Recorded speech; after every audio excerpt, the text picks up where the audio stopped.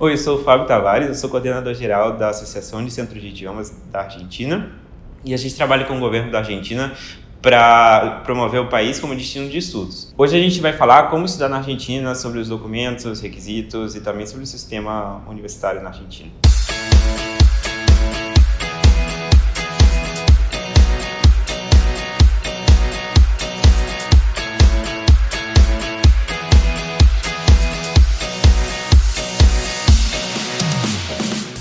Como o sistema é bem diferente, ou seja, no sistema universitário argentino não tem uma prova de ingresso, ou seja, não tem tantas restrições no sentido de poder ingressar na universidade, ou seja, as pessoas que quiserem podem se inscrever. As universidades pedem documentos diferentes, mas em geral são mais ou menos os mesmos documentos que são requeridos e depois tem um curso, normalmente em algumas universidades, de ingresso, que aprovando essas matérias, os estudantes já começam a graduação em si. Fundamentalmente, o certificado de conclusão do ensino médio, o histórico, o documento de identidade com o qual você ingressou no país, ou se você tiver o DNI, e no caso, o certificado de proeficiência, que muitas universidades cada vez surge mais a necessidade de você poder falar bem espanhol, entender e se desenvolver academicamente no seu curso de graduação. Com respeito aos documentos, no caso do certificado de conclusão e o histórico do ensino médio, é preciso reconhecê-los no Ministério de Educação da Argentina. Para isso, você entra no site do Ministério de Educação e lá você marca um horário para poder apresentar esse documento. Na verdade, o que é mais requerido são os certificados para o nível B1, B2, dependendo da universidade e do curso.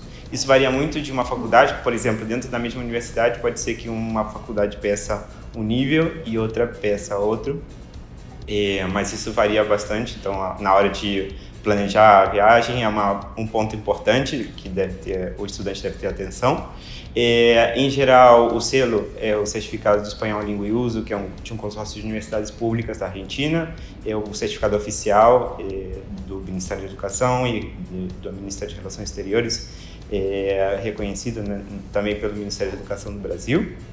Também outros certificados, dependendo das faculdades, são exigidos, mas em geral o selo é um certificado bem aceito no caso do ingresso para a universidade.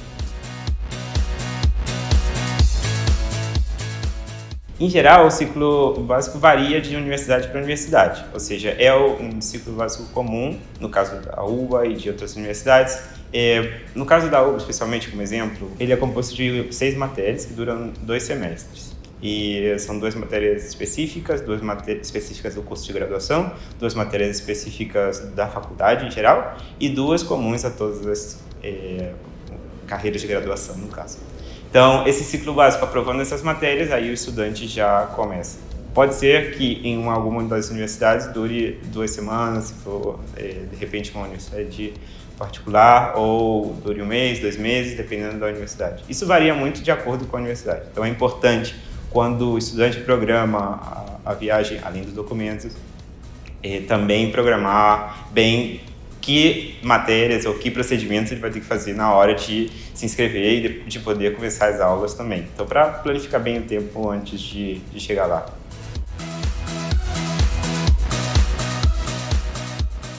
Muitas universidades abrem agora em outubro, outras abrem em julho para o ano seguinte. Varia um pouco também das universidades, por isso é importante ver na universidade os períodos, as datas e os documentos também, para poder ver os requisitos. O semestre acadêmico, na verdade, muitas matérias na Argentina, nas universidades, algumas são anuais, então não são por semestre exatamente. O semestre acadêmico, digamos, é muito parecido ao daqui. As aulas começam em março, abril, dependendo da universidade. E em julho tem umas pequenas férias. E depois também voltam em agosto e terminam em novembro e dezembro.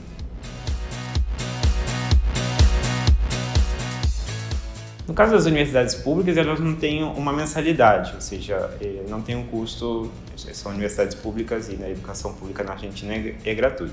Isso para graduação. No caso das pós-graduações, sim, todas as universidades são pagas. No caso das particulares, elas têm uma mensalidade bem mais em conta que aqui no Brasil. Por exemplo, uma grande procura dos brasileiros por cursos de medicina na Argentina, que vem crescendo nos últimos anos, e as universidades privadas, no caso, têm umas mensalidades muito mais econômicas do que aqui no Brasil, né?